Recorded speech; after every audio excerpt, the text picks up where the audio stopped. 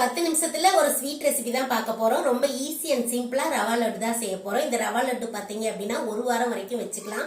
அதே மாதிரி நல்லா சாஃப்டாவே இருக்கும். அது எப்படி செய்யறதுன்னு தான் நம்ம இன்னைக்கு பார்க்க போறோம். Welcome to Ammuma's kitchen. வாங்க வீடியோக்குள்ள போய் எப்படி செய்யறதுன்னு பார்க்கலாம்.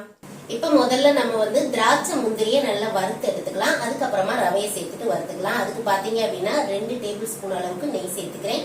நெய் உங்க விருப்பம் தான், கொஞ்சம் அதிகமா சேர்த்தோம் அப்படின்னா நல்லா இருக்கும்.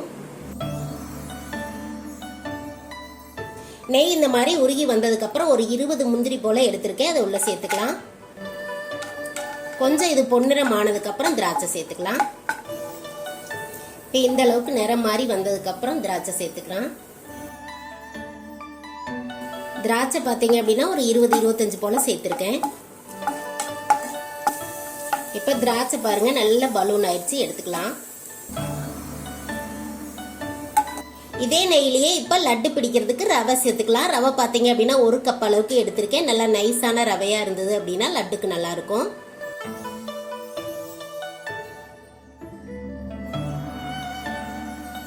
மிதமான தீயில வச்சுட்டு கைவிடாம பொன்னிறமா நல்லா ஒண்ணு போல வறுத்து எடுத்துக்கலாம்.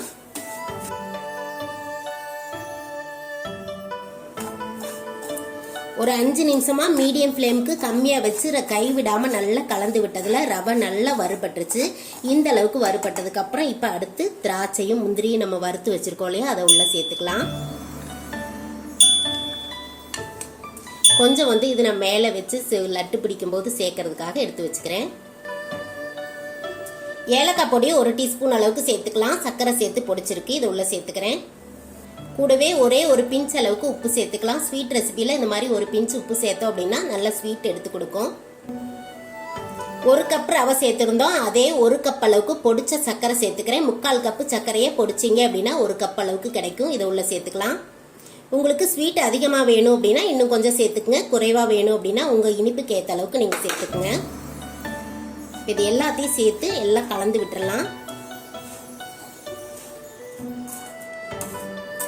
சர்க்கரை சேர்த்து எல்லாம் ஒன்று சேர்த்து நல்லா கலந்து விட்டாச்சு. கலந்ததுக்கு அப்புறம் இப்போ வெதுவெதுப்பான பால் இதில் நம்ம சேர்த்துக்கலாம். பால் பார்த்தீங்க அப்படின்னா 100 ml எடுத்திருக்கேன். இந்த 1 கப்பு ரவைக்கு நம்மளுக்கு சரியா இருக்கும். கொஞ்சம் கொஞ்சமாக விட்டு கலந்து விட்டுக்கலாம்.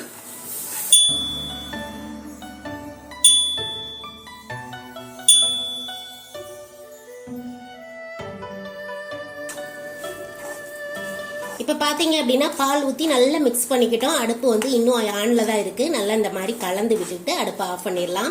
இப்போ அடுப்பை ஆஃப் பண்ணிடலாம். நம்ம தட்டுக்கு மாத்திக்கலாம். பால் பாருங்க இந்த அளவுக்கு கொஞ்சமா மீதி ஆயிருக்கு. 100 ml பால்ல ஒரு 75 ml பால் நம்மளுக்கு செலவாயிருக்கு. ரவை நீங்க எடுக்கிற ரவைக்கு ஏற்ற அளவுக்கு பால் செலவாகும். இப்போ இதை எடுத்து ஒரு பிளேட்டுக்கு மாத்திக்கலாம். கொஞ்சம் ஆறுனதுக்கு அப்புறம் லட்டு பிடிச்சிக்கலாம்.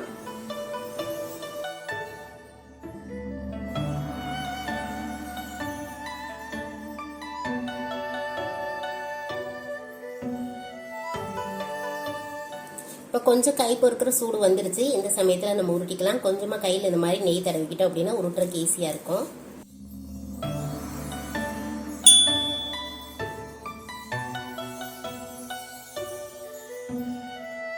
இதே மாதிரியே எல்லாத்தையும் உருட்டி எடுத்துக்கலாம்.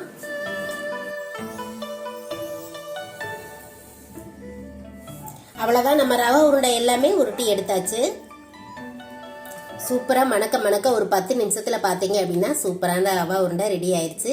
இது ஒரு 5 நாள் வரைக்கும் நம்ம வெளியிலேயே வச்சு சாப்பிடலாம். ரவா லட்டு பாருங்க எவ்வளவு சாஃப்டா இருக்கு அப்படின்னு.